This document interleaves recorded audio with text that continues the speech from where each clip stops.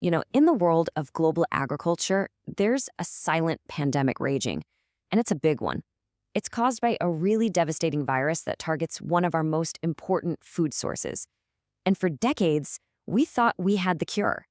But what if I told you that the cure might actually be the very thing helping the disease to thrive? So let's really get into this, because it's a fascinating and honestly a pretty scary puzzle. We're going to explore how a vaccine strategy that was totally well-intentioned has, well, accidentally fueled a viral crisis across whole continents. And more importantly, what we need to do to fix it before it gets any worse. All right, so let's meet our antagonist. It's a specific strain of virus known as genotype 7 of Newcastle disease virus, or NDV for short. Now, this thing isn't just any virus. It's an incredibly successful pathogen that's basically become the #1 threat to poultry all over the world. Now, when virologists talk about this strain, you'll see this word here, virologic.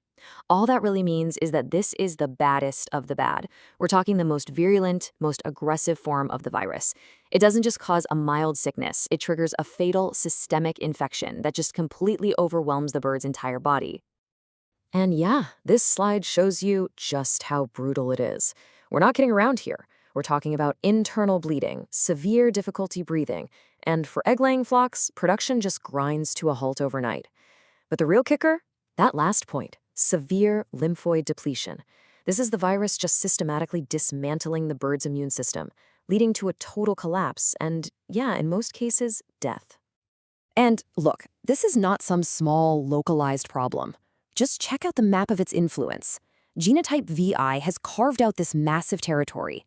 It's the primary persistent threat across a huge part of the globe, which makes it a major issue for global food security.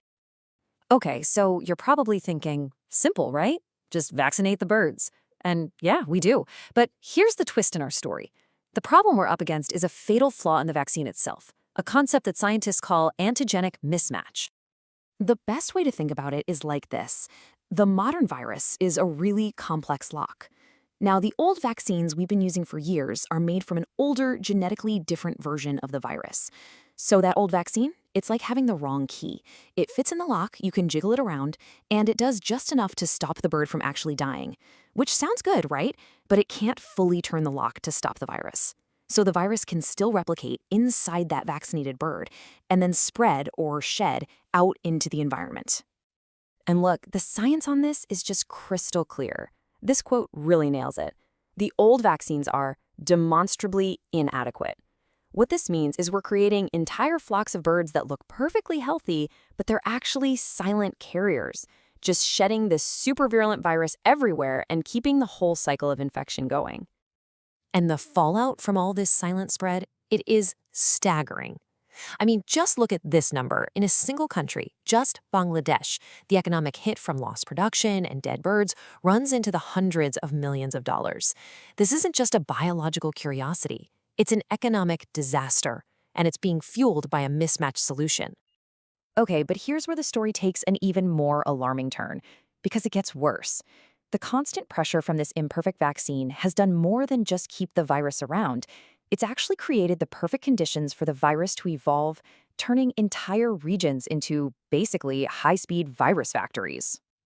The absolute epicenter of this evolution is a region covering Iran, Pakistan, and Bangladesh. Researchers call it the IPB cluster.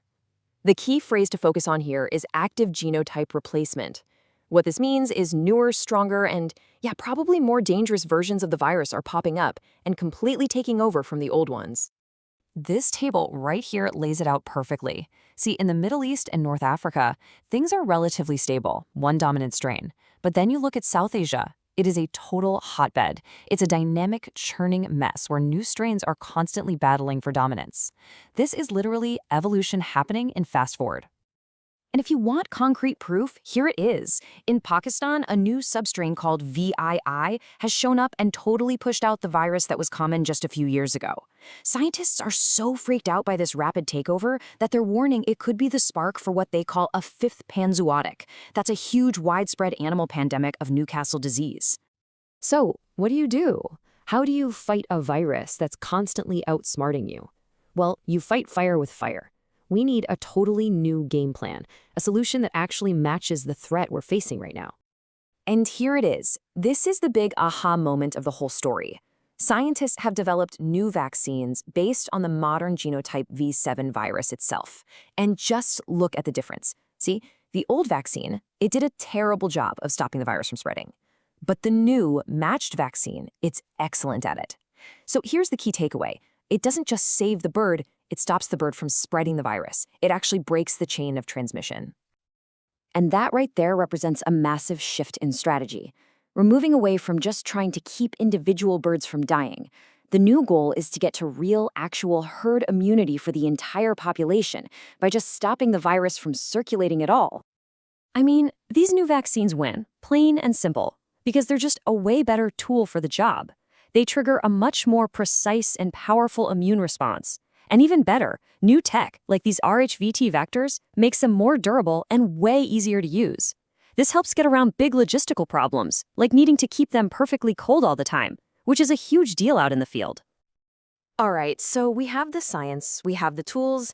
Now, the real challenge is actually putting a new battle plan into action to contain this virus and stop the next wave of infections and, well, more evolution.